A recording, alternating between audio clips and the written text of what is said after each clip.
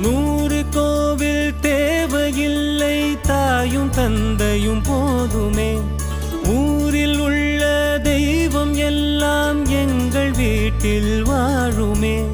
யாரும் இல்லை என்றுதான் இங்கு யாருமே இல்லை. ஆதி பகவன் வீட்டிலே என்றும் அன்பு கேதல்லை. 100 கோவில் தேவையில்லை, தாயும் தந்தையும் போதுமே.